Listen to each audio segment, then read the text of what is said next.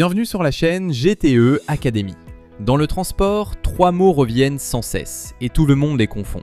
Gestionnaire de transport, commissionnaire et capacitaire. Pourtant, ils désignent 3 réalités juridiques totalement différentes.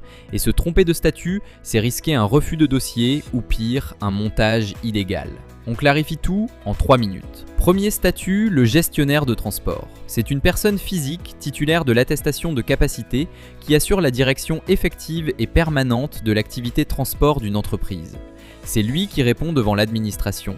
Validité des licences, respect des temps de conduite, suivi des véhicules et des conducteurs. Aucune entreprise de transport ne peut être inscrite au registre sans avoir désigné son gestionnaire.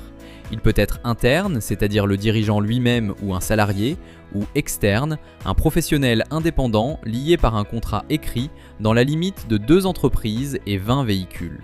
Deuxième statut, le commissionnaire de transport. Attention, changement complet de logique. Le commissionnaire n'est pas une personne, c'est une entreprise. Un intermédiaire qui organise le transport de marchandises pour ses clients en choisissant librement les transporteurs qui vont rouler. Il ne possède pas forcément un seul camion, mais il porte une obligation de résultat. Si la marchandise arrive en retard ou abîmée, c'est lui qui répond devant le client, y compris pour les fautes de ses sous-traitants. La profession est réglementée, avec son propre registre et sa propre attestation de capacité, distincte de celle du transporteur. Troisième statut, le capacitaire. Et là, surprise, ce n'est pas un statut juridique. C'est simplement le surnom donné à toute personne qui détient l'attestation de capacité professionnelle, qu'elle l'ait obtenue par examen, par diplôme ou par expérience. Un capacitaire peut être dirigeant de sa propre entreprise, salarié, gestionnaire externe pour le compte de tiers, ou ne rien faire du tout de son attestation. Méfiez-vous en revanche du prêt de capacité.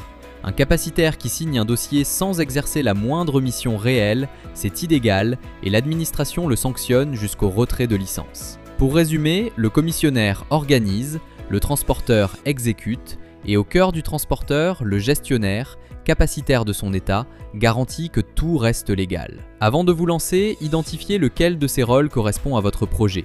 Tout le reste en découle. Et si votre projet exige un gestionnaire de transport que vous n'avez pas, sur gestionnaire-transport.fr, c'est notre métier. Nous prenons en charge la création de votre société, de la rédaction des statuts au dépôt du dossier auprès de la DREAL, jusqu'à l'obtention de votre cabis et la mise en place d'un gestionnaire externe de transport qualifié. Le lien est en description.